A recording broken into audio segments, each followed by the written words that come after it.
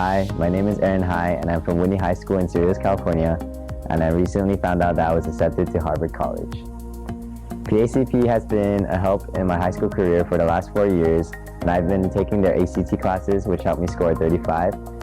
I found out that the teachers here are the most outstanding teachers possible, as well as the most genuine counselors ever. Miss Kelly has also been a second mother in my life. She's been helping me ever since I started attending here. And without them, I know that I could never achieve my dream of getting into Harvard College.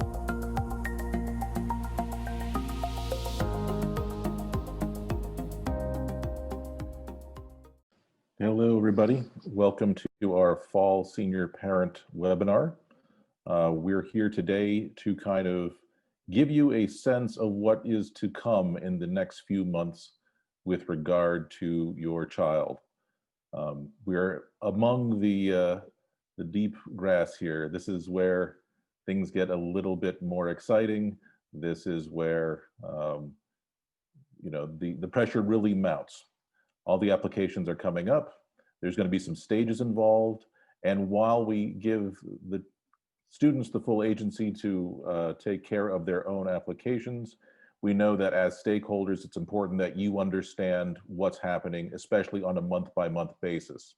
There are things that we can only do so much remotely that you can help us with in the house. So that's why we're going to lay out some of our timeline and give you a sense of what to expect and when. Joining me today is Miss Kelly Chu. She'll be here to answer some questions along the way. I'm going to go ahead and jump us right into our slideshow. And then as we progress, we ask that you keep your questions until the end. You can always hit the Q&A button at the bottom and ask your questions, but at the end, we will also take live questions too.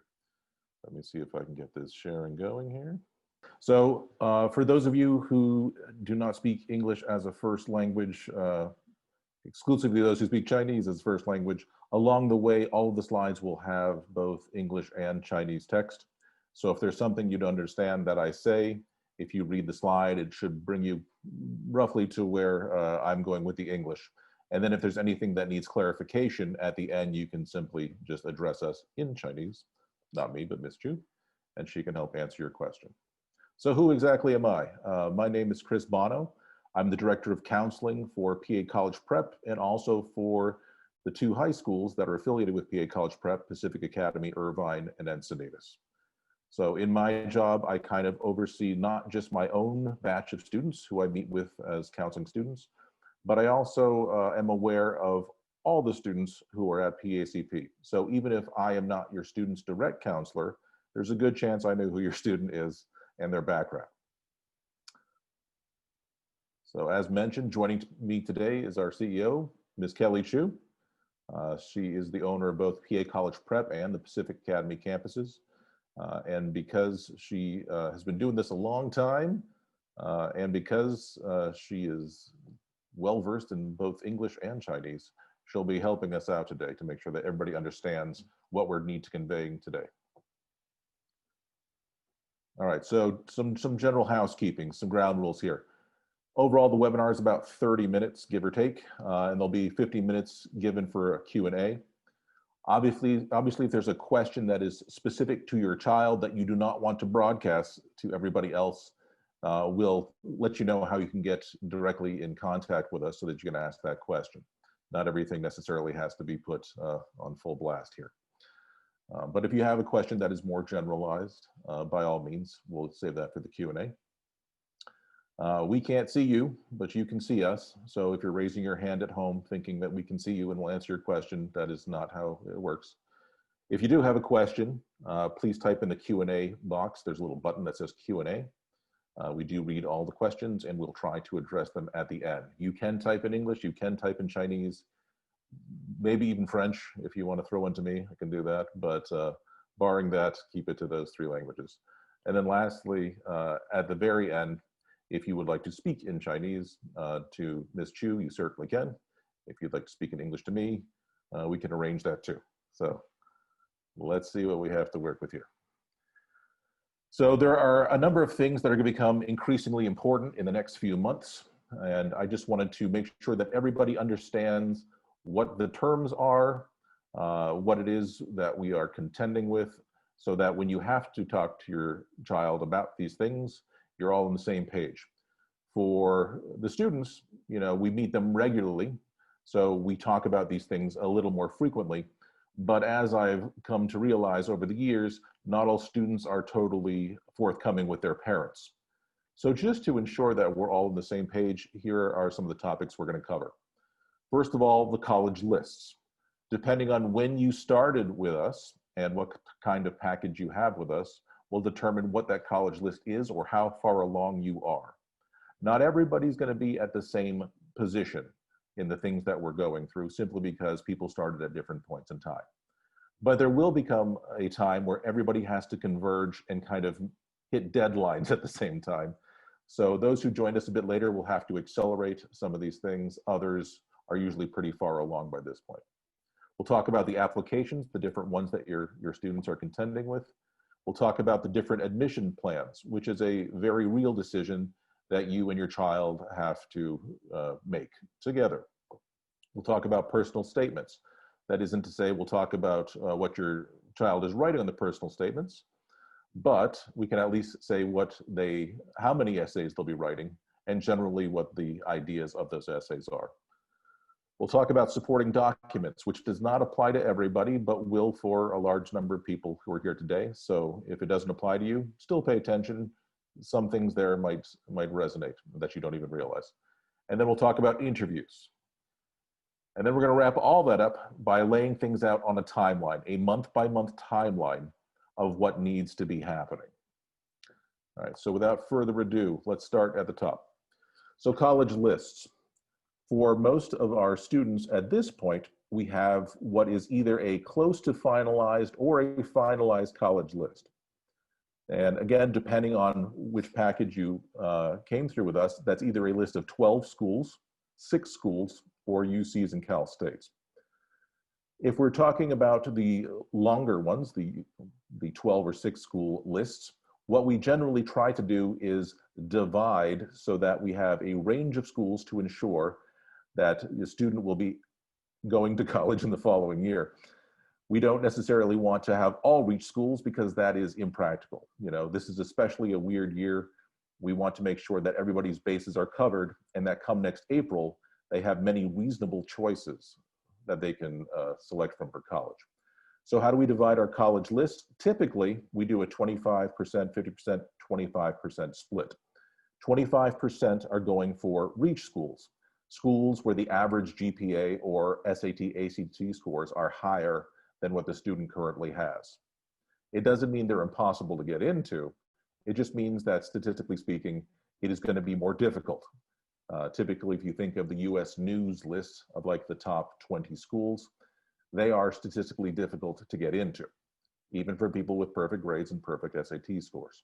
So we consider things that are in a range above what your student has for GPA and test scores as a reach. The bulk of the schools, 50% of them, we try to put in the match category, meaning the average GPA and the average SAT is largely on par with what your student has. That doesn't mean they're guaranteed to get in, but the odds are certainly more in their favor than not. So we consider those match. We want a healthy batch of match schools to give the most number of choices come next April when they have to make a decision about a school. But because things are unpredictable this year, perhaps even more than in previous years, we are really kind of insisting that students have at least one and preferably 2 match schools. So the match schools are schools where the average GPA and SAT or ACT score is slightly below what your student has. It's meant to just be practical, to cover bases. It's also an option to have schools that will probably be more forthcoming with award money. So we're also trying to consider, the financial aspects of college too, and having a few schools that are under what the student you have is generally giving for numbers should ensure that they are going to be a little more generous with funds. The whole goal here is just to make sure that, there is more than just one choice when it comes time to choose a college. As many as possible, and all of those choices should be good. So once we have our list of schools and everybody's in agreement on it, the next thing we do is kind of figure out the best approach for applying to those schools. And with the schools that we generally deal with at PACP, they are on one of these 5 different applications. I guarantee at some point, your student has already set up accounts on at least 2 or 3 of these different sites. So perhaps the most frequently used one of the applications is the Common Application. That is a unified form that nearly 1,000 colleges use to get the data about the students. They have a central piece that is shared with all colleges that subscribe to it. And then they have supplemental pieces that are specific to each college. So for schools on the Common App, it's actually kind of nice for students because they can fill in all the data once, and then they can just add schools and answer a few more supplemental questions to submit to them. There's usually additional essays in addition to the main essay, but by and large, it's a lot easier than filling out a separate form for every single school you want to apply to. So that is the one that most of our students will be using. Less used is the Coalition app. There are only a few schools that are on the Coalition app and not on any other app. Students who are applying to University of Washington, Seattle, University of Illinois, Urbana-Champaign, University of Texas, Austin. You have no choice, you have to use the Coalition app. So if any of your students are applying to those schools, they'll be using the Coalition app as well. It's essentially the same as the Common app. It asks the same questions, they just have to retype everything over again because these schools did not want to get on board with the Common app. And one app that we can pretty much guarantee everybody is going to be using is the UC app. These 3 apps, the Common app, the Coalition app, and the UC app have been live since August 1st. And I know, at least with my students, I am pretty much done filling in these 3 apps and we're firmly into essay territory. Depending on, again, when you joined us and who your counselor is and the pace they're setting, I'm willing to bet if you're not already in those applications, you will be within the next week or so. You can also bet that your child is going to ask you questions to fill in on the application because it seems that many kids do not know a lot about their parents' background. They're going to ask questions about where you went to college, what years, what degrees you received, what your jobs are, what your titles are, and on some of these forms, what the family income is. Now, whether or not you disclose that information is entirely up to you because none of those fields are required, but they certainly can be helpful. If, for example, you went to a college that your son or daughter is trying to apply to, it will help to put that on the application. If the student will be the first one in the family to go to college or to go to college in the United States, that's also worth putting on the information, putting on the application. So anything that could give the student a slight advantage, we certainly put on the applications. If your child asks you about this information and they fill it in, and then upon review, either I or one of the other counselors thinks it's not helping, we might ask to remove it. Don't take offense to it. This is all just part of the bigger picture of what will make the best presentation for the student. So some other apps that your student might be dealing with, the Cal State app, that hasn't come online yet. That comes online on October 1st. There's no essays, it's just a form. It's most students' favorite application because of that. But we don't generally do too much with it once it comes live. Fill it in, 15 minutes, 20 minutes, it's done. That's a relatively painless one. And then there are some schools that have specific applications of their own. They didn't want to pay the licensing fees for the Common App. And they have their own internal thing that has worked well for them for years, so they don't really want to deviate. The ones we generally see for that are like MIT and Georgetown, or if anybody wants to apply to a military academy like West Point or Annapolis. They all have internal applications, which means typing in the same information again, and then of course, writing fresh essays to accompany them. So your student will be dealing with most likely 3 of these apps, maybe 4, depending on which their college list is. I just want you to be aware that should they start asking for this personal data about you, it is asked by the apps. It is not them just being nosy. The schools are being nosy, but the kids aren't. But it could help, it could hurt. I would say let your kid know the information, have them put it in, and then if it seems like it's not going to be helpful, we'll probably adjust it. We'll remove it. Okay. One decision that does have to happen between parents and kids, and preferably in the next few weeks, if not done already, is the decision about admission plans. There are several different admission plans that a student can have when applying to college. They represent different rules and different expectations. So let's go over what they are one by one. For most kids, they will be applying regular decision, which means they will apply, submit all their application materials by the official deadline for the school. Typically, that means like November 30th for UC. It means January 1st for most private schools. This is when the bulk of people apply by the regular deadline decision. It's a long time from now for most of these schools. There isn't much of a rush right now for the students who are applying regular decision, but should a student decide to do something different with the admission plan, we have to change the timeline, which is why we need to have parents and children make decisions about this early.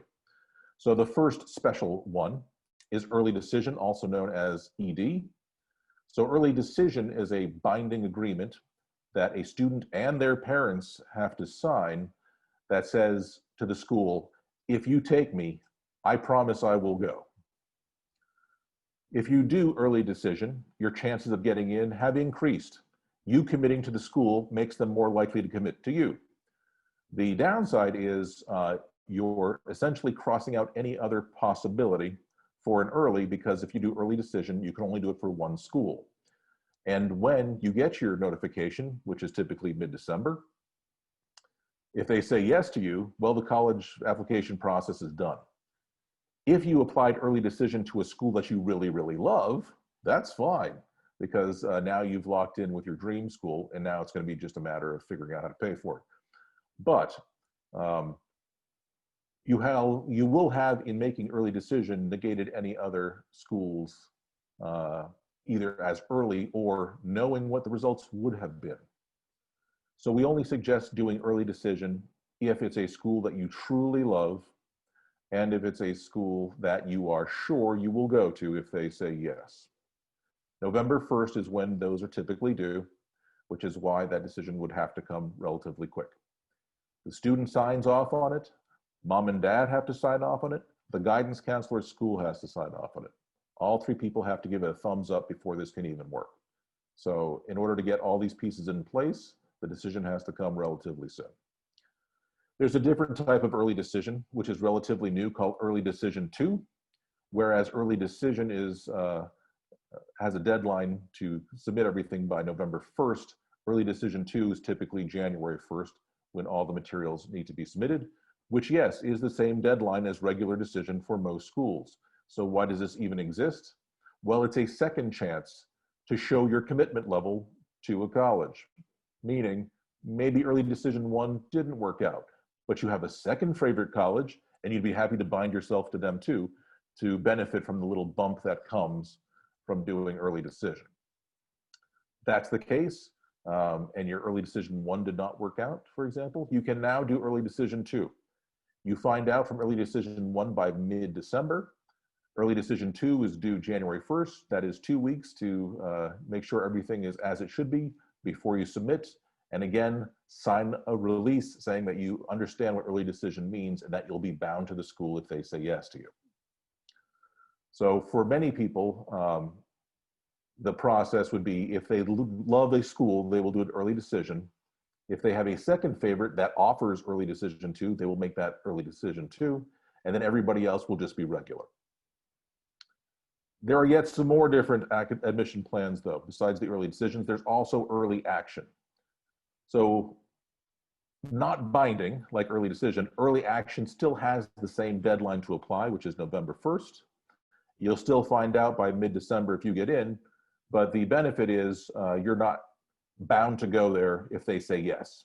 If they say yes, awesome. That means your winter break, you have a little bit of time to relax because you know at least one college said yes to you.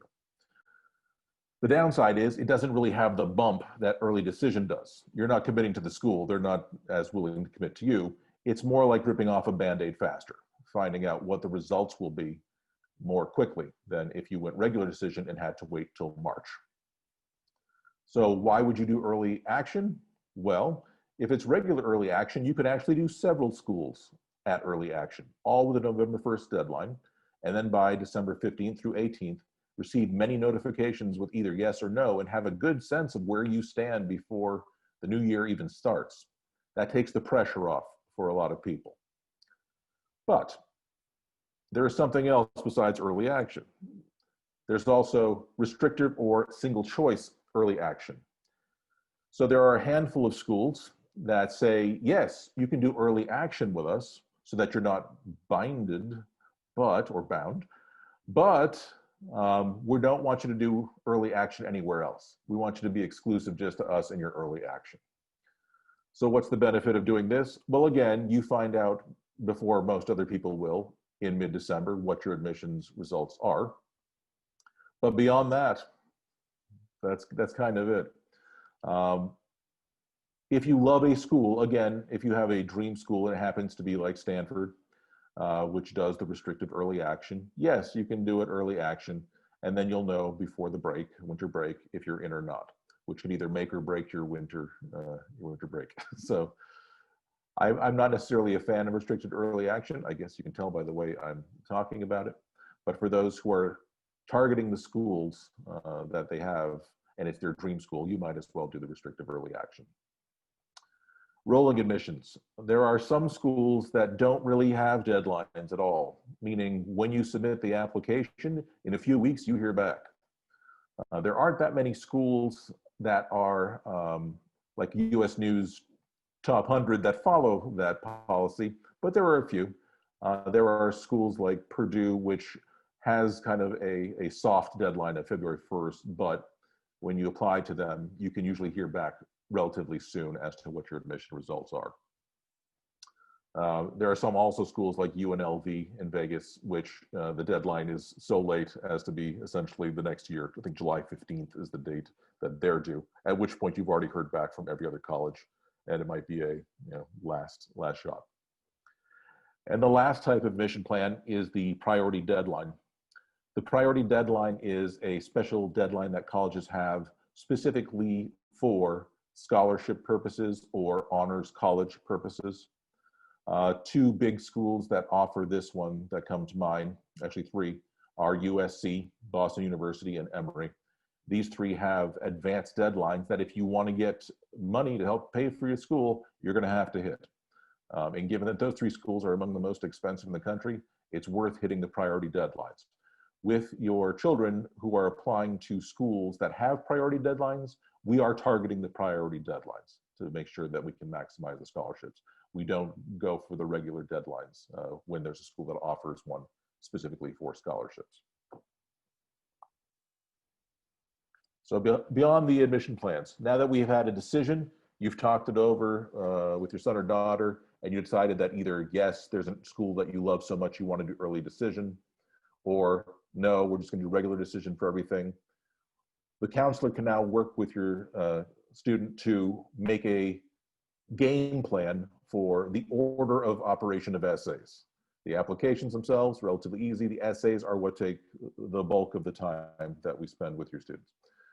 But we prioritize them based on deadlines, and we also try to prioritize themes so that we can reuse or adapt essays to prompts that are the same across different schools.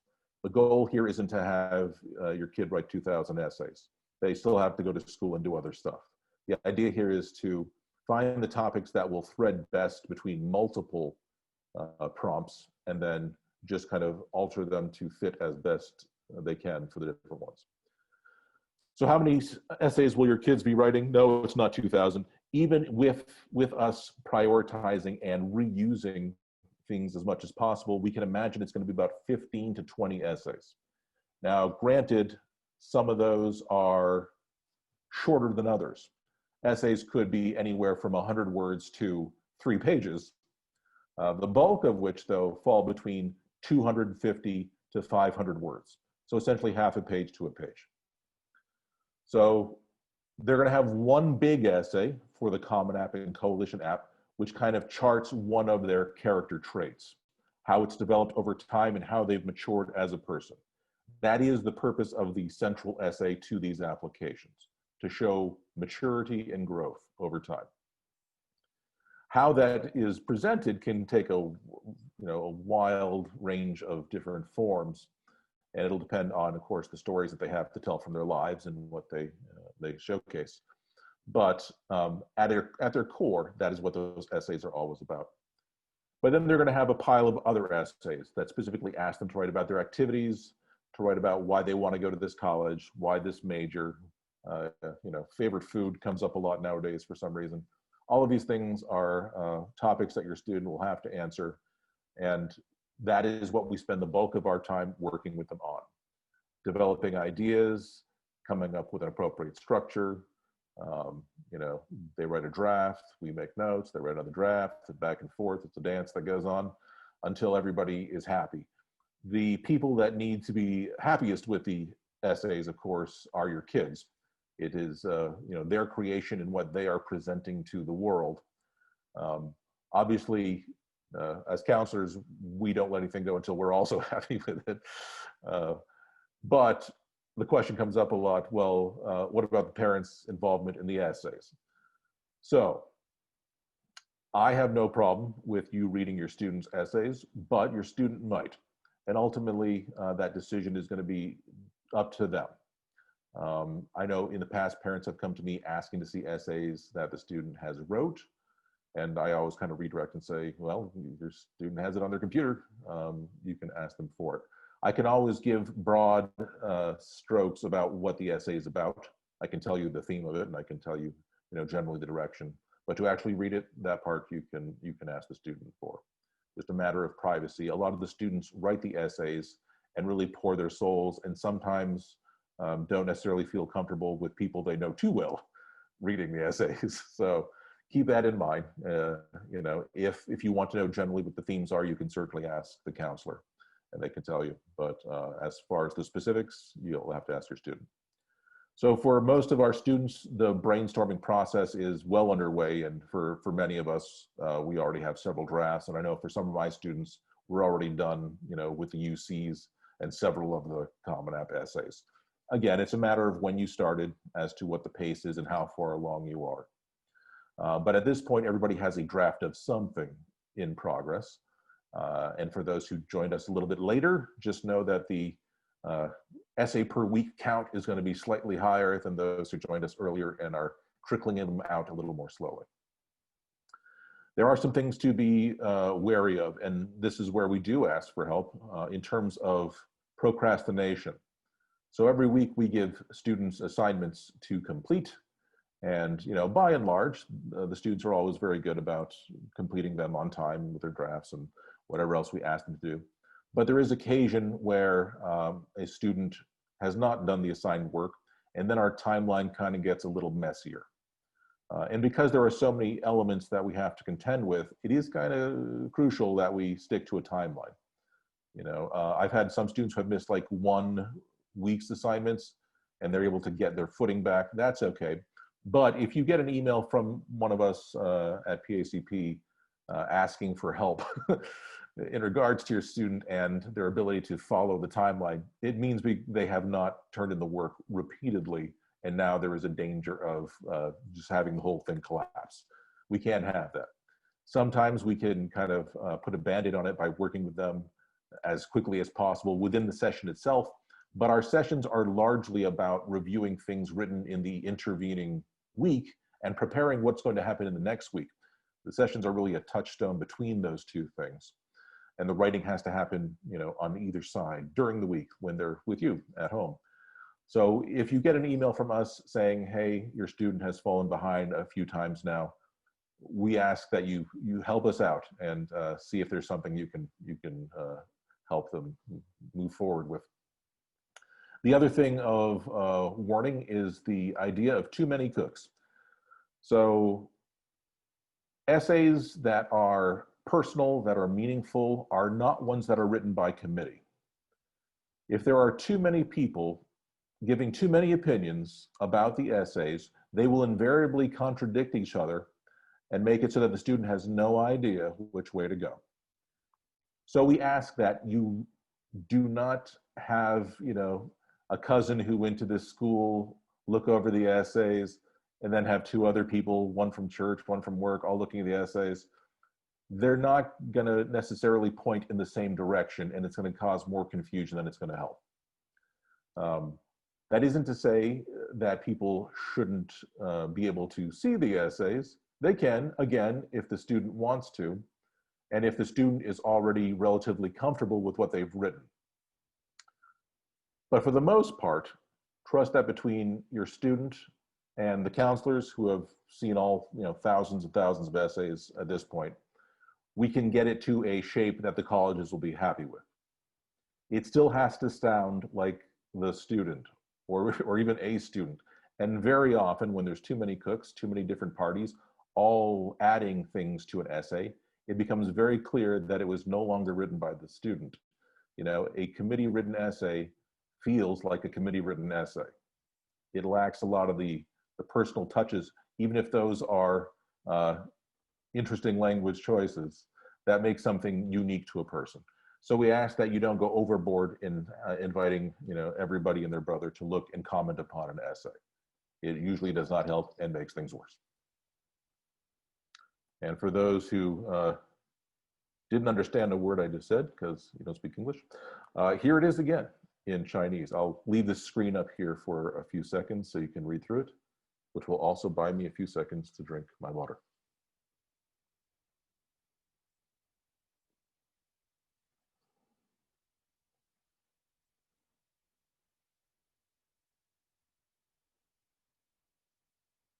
We got it. Okay, we're good. So, supporting documents, there should be an S there. I think the space got limited. So, supporting documents. Your student will require some of these, if not all of these, depending on what school they are applying to and depending upon their status in the country, meaning if you are an international student versus a local student. Transcripts, however, are something that everybody's going to need. So, how do transcripts get sent to the school? It depends on which high school you are going to, your kid is going to, but most high schools will have the transcripts sent automatically via Naviance to the Common App. Schools that don't use Naviance usually can upload directly to the Common App a copy of the transcript. That is an official transcript. It is a real one, but it is also only one from that school. If your student attended multiple schools across their high school years, they're going to need transcripts from every single place that they went. Now, it might not ask for those things immediately when submitting, but usually what happens is a student after submitting will be asked to set up a portal with the school, and then within that portal, it'll say, here are all the other things we want you to send. So it's good to have all copies of transcripts available ASAP because we're going to need them. If it's only the one from the school you're currently attending, and that's the only school you've ever been at, easier done. But if you have a whole pile of schools, it's time to get that paperwork together. Test scores. So by now, we've all heard that a judge has ruled that the UCs will not be able to use the SAT or ACT this year. Does that mean everybody's off the hook for SAT and ACT? No, because with very few exceptions, almost all of our students are applying to schools beyond the UCs. And private schools or publics from other states are still saying they will take the SAT and ACT scores, even if they're not mandating it. But the truth is, if you have a really good SAT or ACT score, you should submit it because it can only help. If you do have a score already, awesome. If it's a great score, even better. You will be submitting it, and you'll be submitting it through one of the two sites, whichever one, not College Board. College Board, that's a typo. That's not good. It's gonna drive me nuts now. And I've clicked on it. Oh, okay. All right. Yeah. I've ruined my whole thing with the College Board. So College Board or ACT.org. And look, I copied and pasted the next one too. The SAT subject tests also would be sent. If your student has already taken these tests and they have a good score, then by all means, yes, go ahead and send them. Are they required? Again, for most schools this year, no. But if they're good scores, go ahead and send them. If you have not taken these tests, should you take the tests? Well, the next administrations look like they might actually happen. And if the student has been preparing and has taken a diagnostic test that suggests they will get a high score, yes, you probably should still take it. If there has been no prep done, if the diagnostic test scores are still coming in kind of low, you know, maybe you should just go ahead and choose the button that says, I will not be submitting my test scores, and have the other parts of your application carry the weight for you. If it's not going to be a helpful score, we're not going to submit it. Other tests. TOEFL. Does everybody need TOEFL? No. If you're an international student who has not been at a US high school for the past 4 years, 3 years for some schools, it is advised that you take a TOEFL or IELTS test. These are the English language tests. Some schools, if you were international at any point in your life, will make you take these tests anyway. So that being the case, if I would say if you were not in the US from middle school up, keep in mind that you might have to do a TOEFL or IELTS test. The good news is you can do them online. It's quick and easy to register and get it done. It can be start to finish done in 2 to 3 weeks from the time you register, so it's not that big a deal. Obviously, though, you'd want to prep to make sure you got a good score. And the score would be, you know, the score you're shooting for is dependent on the college you're applying to. For a baseline, 90 is kind of a safe score for most schools, but over 100 is preferred for a lot of the higher caliber schools. Other tests, the AP tests, what about those? Do I submit those scores? No, you don't submit AP scores. You self-report AP scores on the applications, but you don't actually send AP scores until you're in a college, you've registered for it, and they request them.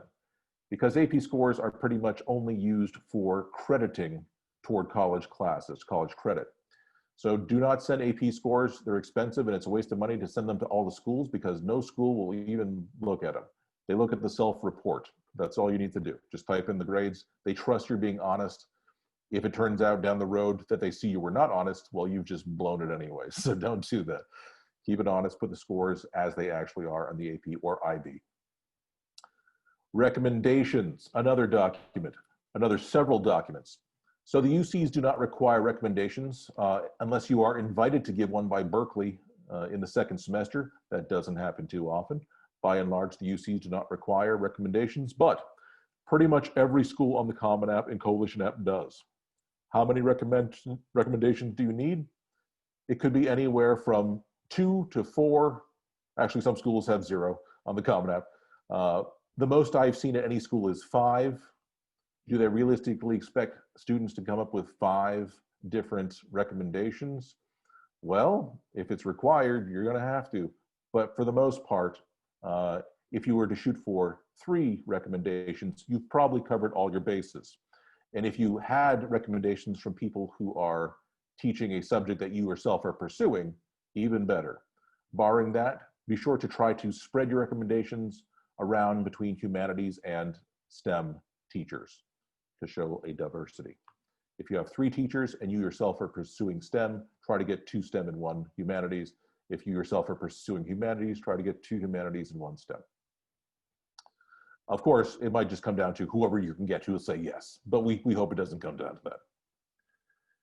And then we have portfolio pieces, something else that might be required. If your student is an artist, if your student is a musician, if your student is a scientist who has done research and a paper that was published, all of these things are portfolio pieces, added value items that you can submit to colleges that will show you have specialized in something. Do they help? Absolutely, if they're good. Can the counselors at PACP tell you if your art or music piece or scientific research is good? In layman's terms, we can, but obviously you'll want somebody who is more versed in those subjects to give it a thumbs up. You know, when I see an art portfolio, I know there's pictures I like, Do I know that they are speaking to, extensive technique or, great thematic expression? No, I don't know that. I just know what I like. So I would say if you have a portfolio, make sure that somebody who is really qualified looks it over and gives it a thumbs up before submitting a portfolio piece. Financial statements. So if you're an international student, if you're here on a visa and will be on a visa for college, that does mean the colleges want to make sure you can pay for a full year before they say yes to you. So if your student should ask for a bank statement because it is required for college, that is a real thing. What should be on that? Well, the bank statement usually asks that you have enough money in an account to pay for a full year of tuition and room and board. Depending on the school, that could be anywhere from $30,000 to $85,000. It'll depend on which school is asking as to how much you need to have in the account. And it should be a relatively recent bank statement too. If it's more than, I believe, 6 months old, they don't consider it. So make sure it's at least relatively a fresh one. And then as mentioned before, early decision. If everybody decided to do an early decision agreement, that is another document. It's a digital document. It is something that you will click some links and virtually sign online, but it is another document that needs to be taken care of. As soon as a student selects early decision on either the Common App or Coalition App, it pops open a little box that says to add your parents to approve of this. And as soon as they add your name and email address, it'll send you a link that you have to click on to sign the document. And that will certify that everybody agrees ED is the way to go for both ED1 and ED2. All right. So let's say now that we've gotten all our documents together, our applications are completed, our essays are in place. What is there left to do? Well, for some schools, the interview process happens before you submit the final application. Not too many. Most will wait till afterwards, but there are a few. We know which schools those are. So, if your student is applying to any of those, we will prep them for interviews beforehand. But for the most part, you will submit your application, and then soon thereafter, you'll get an email from the college saying, it's time to set up an interview. So typically interviews would happen in one of three ways, although this year I suspect it's only going to be one way. Hard to say. As the months go on, we'll see how it's going to be. The in-person interview used to be the most common. It was a meeting with an alumni at a Starbucks. You talked for an hour, they took notes, they sent it back to the admissions office, and that was that. A friendly, casual conversation. I have to imagine that's not going to be happening this year much or at all, just given the social distancing. So I do imagine we'll be seeing a lot more online interviews this year. The questions should be largely the same. It just won't feel quite as casual because everybody's a little more focused on the camera. But since we know what the questions are generally, we usually prepare with the student ahead of time so that not that they memorize answers to questions, because that sounds robotic, more that they just have a general sense of how to answer questions. The last type of interview, and typically the worst kind, is a phone interview, because on the phone, you don't get the benefit of body language at all. It's just your voice carrying your words, and if your voice happens to be a little bit flat, well, that's gonna not help us in selling. But again, the questions are gonna be largely the same that they ask, and it's just a matter of making sure that the student is prepared to answer them. So we have a sense of all the colleges that your kids are applying to at this point. There are still a few who are kind of locking in their final lists. But once that is in place, we know the interview spots and we know how to set up the interviews for the schools that happen before the application happens. And then we'll make sure that your students are ready to put on their best selves for their interviews. All right. So those are all the big pieces of this puzzle, but what does it look like on the actual timeline? What's the month-by-month breakdown? So let's take a look here, starting with now.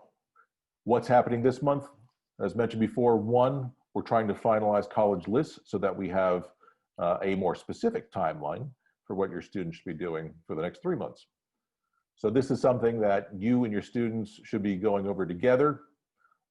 If your student is not one who is more forthcoming, and we have students who are kind of keeping it close to the vest, you can talk to your counselor directly and they'll be happy to share the college list and solicit your input. You know, this is a group decision. It's not something done in a void. So if your student has not been forthcoming with the list, it's time to really, you know, either pry it out of them or contact us and let us know, you know, I'm not really getting a lot of feedback from my student. What is the list looking like? And, you know, how can I contribute to it? But it should happen in the next few weeks if possible. Settling on possible majors. So when we apply to colleges, students will be selecting possible majors. They usually are asked to select 2 or 3 different majors.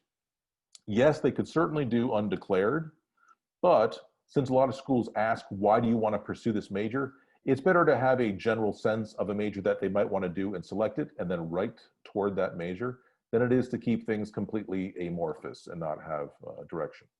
That, and quite frankly, some majors are a little bit easier to get in with than being undeclared. So know that your student is not committing to a major. You commit to a major when you're a sophomore in college. Right now, you're just stating an intention. But we want the student to have 2 or 3 different intentions so that we have a way to shape the questions that deal with why do you want to pursue this major. You also need to right now determine what the admission plan will be, especially if it's ED. If everything's going to be regular decision, fine. There's no pressure.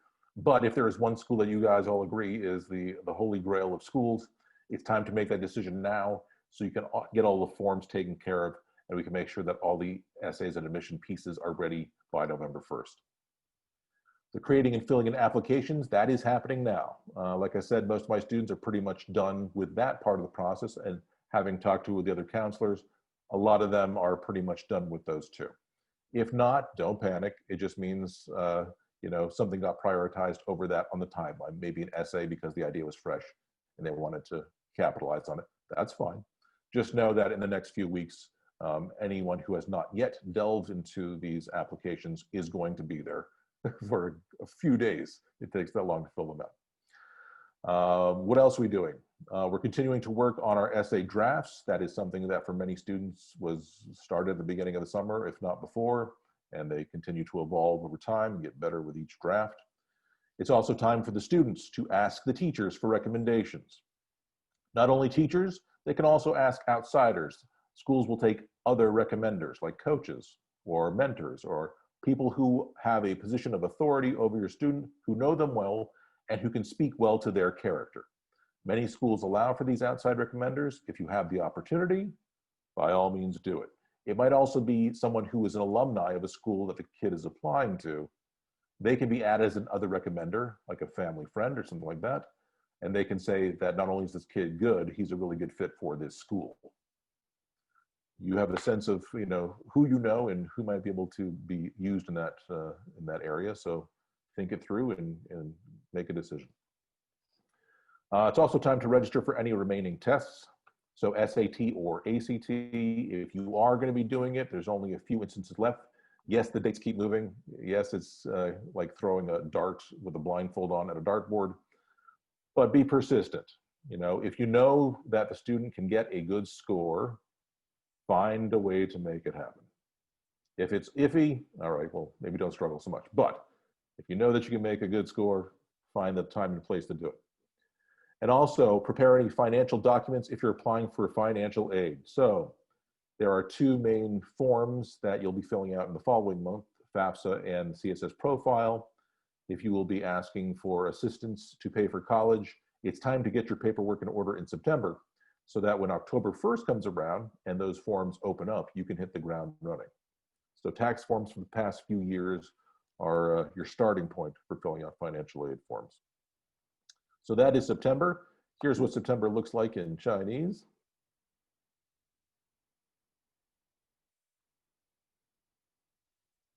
Water break for me.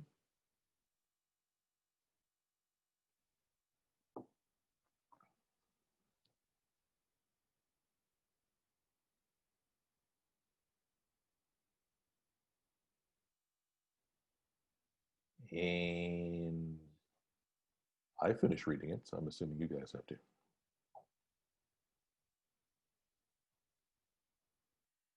Okay. So let's take a look at October, which is sooner than we think. It's 3 weeks out now at this point. So what will we be doing? And if you haven't caught the color coding yet, the blue stuff is what your kids should be working on. The reddish stuff is what you need to be working on. Sometimes they overlap. So the kid will be continuing to work on college essays. This just goes on for a long time. The essays take most of our time. So when your students are meeting with us, 80% of the time, this is what we're talking about.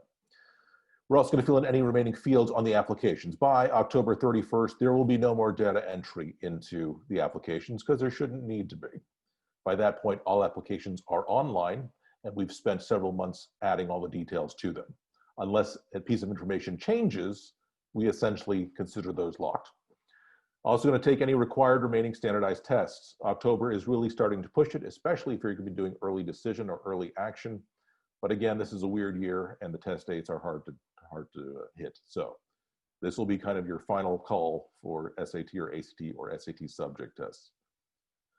You want to meet with your high school counselor if not all done already. So many seniors will meet usually in the back half of September with their counselor. They're going to get information that is very specific to the high school's approach to how the applications and recommendations and transcripts are done. So if your student has not met with your counselor by October 1st, it's time for the student to reach out to the counselor and make that appointment, especially if they're doing early action or early decision, because that will give the counselor only 1 month to put their pieces of the puzzle together for the student. So most schools are usually on top of this, and they will have a meeting in September to get things going, but just in case. And we do ask your kids if they have met with their counselor yet, just to make sure that things are going forward. And then October is also where we're going to start preparing for interviews. If anybody's doing early action or early decision at a school that has interviews, we'll start doing the prep during this month. For those who are not doing EA or ED or do not have a school that requires interviews before application submission, we usually push that until November or December. We want to make sure the other admissions pieces are taken care of before that. And then mom and dad, if you will be doing financial aid, this is the month to get it going. The forms come live in October. FAFSA can be found there at studentaid.gov. That is the free application for federal student aid, government money, essentially. Yes, you do have to be a citizen or permanent resident to get money from there. The CSS profile is on the College Board's website. And look, every time College Board is spelled wrong for some reason, College Board. And on their website, they're going to ask you to fill out a form that is used both for need-based scholarships and merit-based scholarships. So even if you don't think you qualify for need-based, you may want to do CSS profile to unlock some of the merit scholarships that your kids might get, especially if their grades are high. It's worth taking a peek into them and seeing if it's worth your time. Filling out FAFSA is free. Filling out the CSS profile on College Board is, I believe, $16 per school at this point. And here is October Chinese version.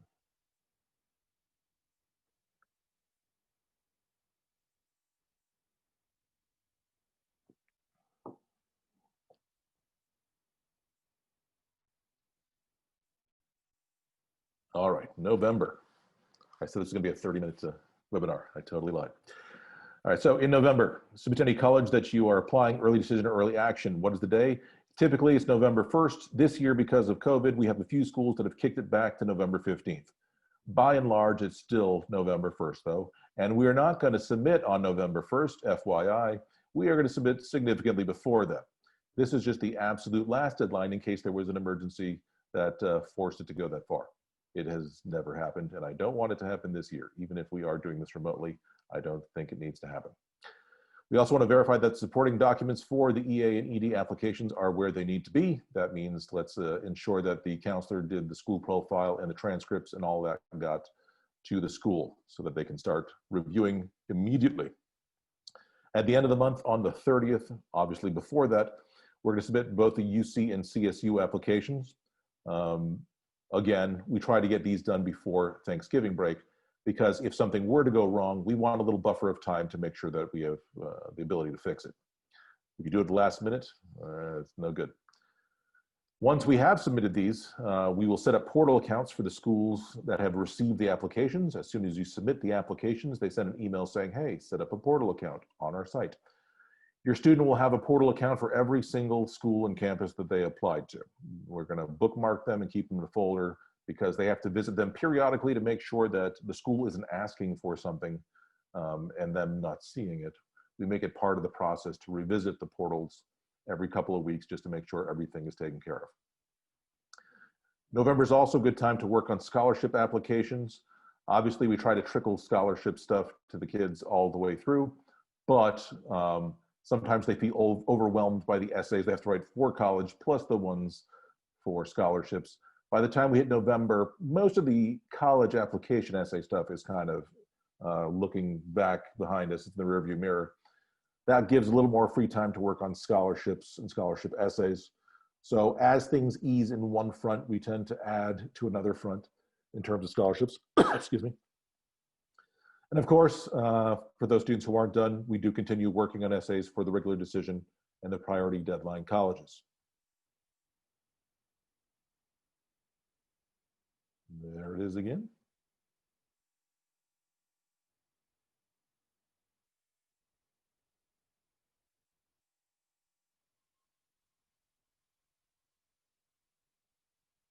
And December. All right, so by the end of this year, we're largely coming into the home stretch. Yes, we're going to finalize any essays that are outstanding. Typically, we want all our essays done by December 15th. That's kind of our internal deadline. We never like to have things go into winter break. I know a lot of kids are like, I'll just wait till winter break to start writing my essays, and then try to cram it through for a January 1st deadline, and also expect to contact us on a holiday and have us fix it. We try to finish things by December 15th to avoid that. We also, again, want a buffer of time where people are not occupied with holiday stuff, where we can work on things to fix them. So essays will be taken care of. Mid-December, also going to be receiving the notifications from the EA and ED colleges. If it's an ED college that says yes, then we have to cancel all the other applications we might have sent, like UCs or anybody else who had an early deadline. Because if an ED says yes, that's the end of the game. You're committed, you're going to be signing on, we don't apply to anybody else. If an EA school says yes, hooray, it takes the pressure off. We still do the rest of our applications, unless the student decides that they really did love this school more than any other, then they might commit to it, but by and large, we still put a few more applications out beyond that point. We're also going to submit any applications for schools due mid-December and later, meaning once we've heard from ED or EA, if those are no's, we are going to blast through the remainder of our applications. We don't start writing then. All the essays are written even if we're not going to be submitting them, just in case we have to submit them. It's a matter of practicality, nothing else. We'll keep applying to scholarships. Again, once some of the applications are off the plate, it's easier to focus attention on scholarships. We'll keep checking the college portals regularly to make sure everything's where it needs to be. And we'll do interview prep for those who will be interviewing for regular decision schools. That typically happens in January and February, the interviews themselves. So we'll prep before the break comes back, we'll have those interviews. And there we go again.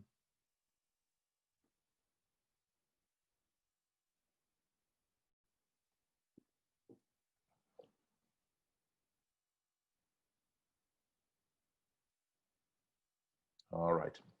And then time gets a little more stretched out. So January through March, it's not like the process is done once the last application is sent. There's still more. We have to make sure that the mid-year grades are submitted to schools that require them. Yes, the first semester grades still do count, especially for schools that have deadlines of January 1st and later. Schools will hold off until that piece of information comes. And we have to make sure that senioritis hasn't really gotten a grip on your child and made their grades go south. We're going to continue to apply for scholarships in that time. The student needs to keep doing everything they were doing before, volunteering, extracurricular. It's not that once the application is submitted, they're off the hook.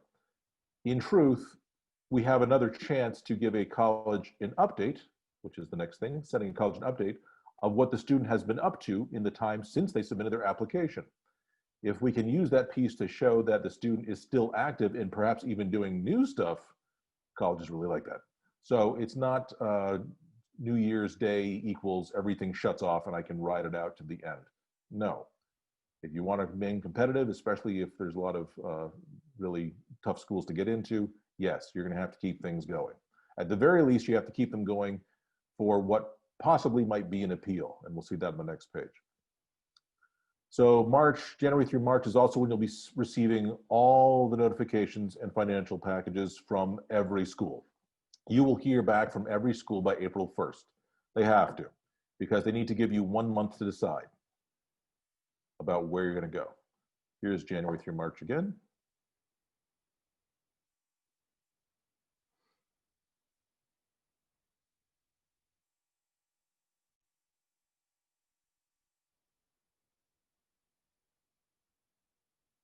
And there we go.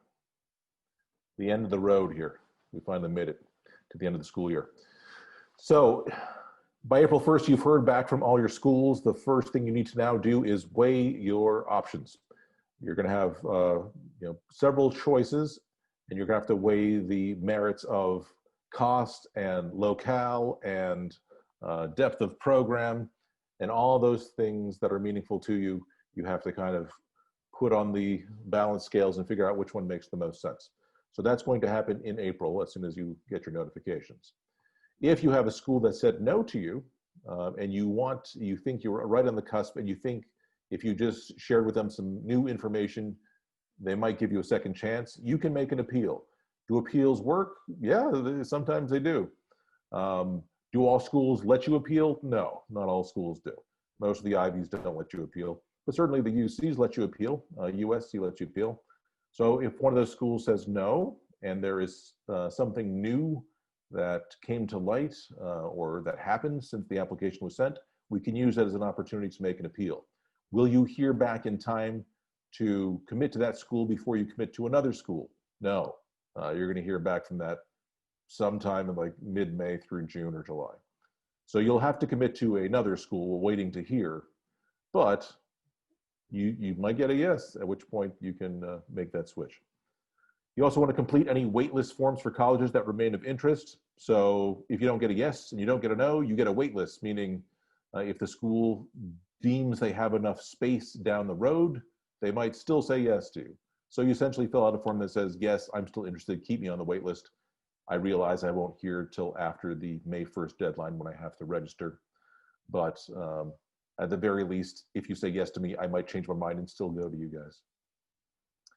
So once those waitlists are done, you do have to commit to a school that said yes to you. And you do have to fill out a statement of intent to register and make a deposit for that school before May 1st, or at the very least on May 1st. That is your commitment to a school. Is it irrevocable? No, but if you get off a wait list or an appeal comes through and you decide to switch schools, you'll lose your deposit, and then you'll have to make a new deposit for the school that you're switching to.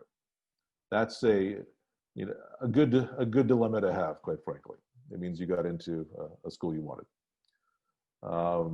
And then the last thing you're going to do, as soon as they're available, you're going to send your AP or IB test scores so that the college can process them and determine which college credit you're going to get for them. So all of that happens on the backside of things. We're a long ways off from that now, but I do want you to understand where this path goes. And once again,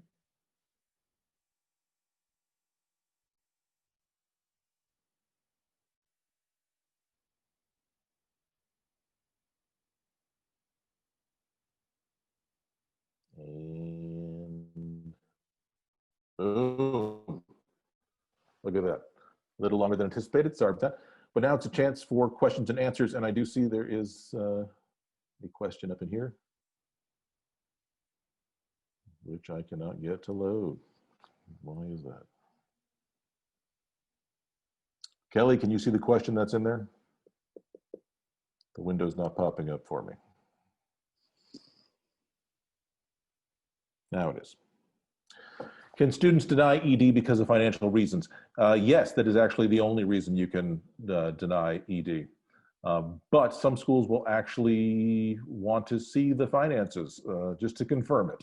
So if it's a legitimate reason why it can't be done, then yes, then you can certainly claim financial hardship, show any necessary paperwork, and then be released of your obligation. Shall we open the phones? Don't want everybody to talk at once, though. Let's see.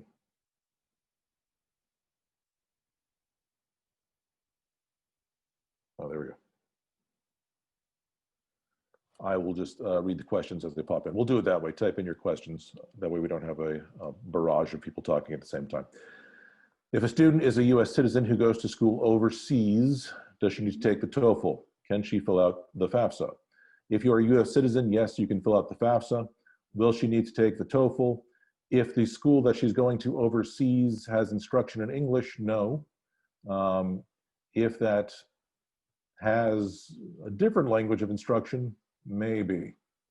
The wording from school to school is a little bit different as to what they will or won't accept. But by and large, I know I have a lot of students who go to like the American University in Shanghai or whatever, or American high school. No, the instruction's in English, so there's no need to take TOEFL. But it will be dependent upon the situation of the student. We want to look a little more closely. Do UCs and CSUs have interviews? No, they do not. There are just simply too many people who are applying every year to accommodate 100,000 plus interviews. So with the UCs and Cal States, it's pretty much grades, test scores, activities, the essays themselves. It's a lot more mathematical than it might be at a private school. At which point in the timeline are financial aid and merit scholarships status known? So that will depend on the college. They typically, at the very least, will send you a financial package within a week of sending you an acceptance package. So if you're doing a regular decision, that means in March, a week after you received one, you'll get the other. Sometimes they come together, but they're usually fairly close to, one on top of the other. It's not too much time between one to the other. If a student took classes in IVC, do we need to submit transcripts? So yes, but the way to do it will depend on the schools. For the UCs, for example, no, we don't send transcripts. The only time you send transcripts to a UC or a Cal State is after you've been admitted, because you've already filled in the form that says what your grades and courses were, and they trust that you're honest. And when you submit the transcripts, they just verify that you're honest. And now they have the account of which classes you've taken. So for them, no. For schools that are private, ones on the Common App, typically what happens is your high school will send your main transcript via Naviance or directly to the Common App or Coalition App. And then once you set up the portal, it will usually ask you to submit any other transcripts you have. You could always preemptively do that and just submit directly from the college to every school you're applying to, but quite frankly, many schools don't need to see it. So I typically wait until the portal is set up and they are specifically asking for them to send college-specific ones. The high school ones, taken care of already. If there are other high school transcripts besides the main high school that your student is currently going to, yes, you're going to want to send those. Don't wait for those. We'll send those right off the top.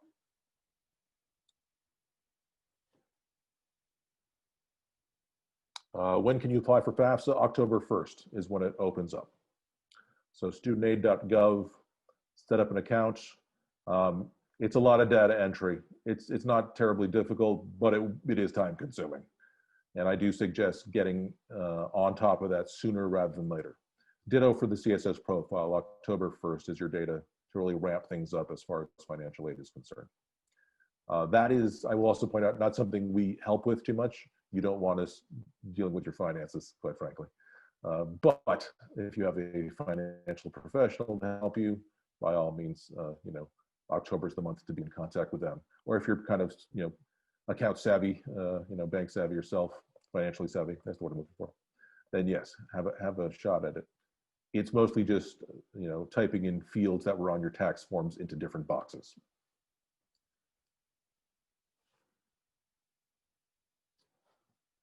So you might have questions that are more specific to your current situation. So what I want to have you see here is this. What am I looking at now? Turn this off. Hopefully what you're seeing is a screen that has all the contact information on it. Is that what we're seeing? Kelly, can you nod? Too many windows open. So they're still sharing. Okay. So here is the list of every counselor and their email addresses. Everybody here has one of these people as their senior counselor. If you have a question that is very specific to your student or that you just don't want to make public, you can email your counselor directly and they'll be more than happy to give you the very specific answer for your situation. If email's not your thing, you can always also give us a call. The counseling phone number down there, 949-562-6227. That will be Miss Laura Huang who answers the phone. You can talk to her in either English or Chinese. If you do not feel comfortable typing in English for an email, then we ask that you direct it to Miss Huang, who will translate it for us, and then we will take it from there. We can Google Translate your stuff, but it's not awesome when we do that. So, and hopefully we all know who our counselor is. Everybody who's here, I see some of the parents of my students in this group, and I see some other names I certainly recognize from my fellow counselors lists. But hopefully you are all aware of who your counselor is. Of course, there's also College Planner Pro, which is the software we use that we take our notes after each meeting. If you are having trouble logging in there or lost the original email that showed you how to log in there, we will do our best to make sure that you are set up. We have run into a couple of problems with it as of late with logins, but we are still actively trying to make sure everybody is up and running so that everybody knows from week to week what's going on. And I guess with that, that's going to call it a night. Ms. Kelly, is there anything you want to add here? A final thought? Okay, I finally can talk. Thank you, Chris. There's a last question I just answered. That's the seniors first semester GPA. For UC and Cal State, they will not see the senior GPA until the student accepted and the transcript is submitted. But for many private schools, they will request the 7th semester, which is the first semester of the senior year's GPA. So it's very important for students to continue to maintain the highest possible GPA. Okay, so I just want to thank you, Chris, for a very, very detailed, informative webinar. This really helped for parents and the students, you know, because this is a very stressful time. I know many parents and students are very have a lot of pressure. I hope that that the parents understand what our counselor have been doing to help your students, that can give you peace of mind. And don't panic. Everything will be okay. Please trust us. So if you have any question, please feel free to email your counselor. And if any parents that you have question and you would like to meet with me and talk in Chinese, I will be more than happy. Just call the counselor number 949-562-6227, and Ms. Laura can help you to schedule an appointment with me. Okay, I hope everyone has a wonderful weekend, and the application is very smooth. Thank you. Thank you, everybody.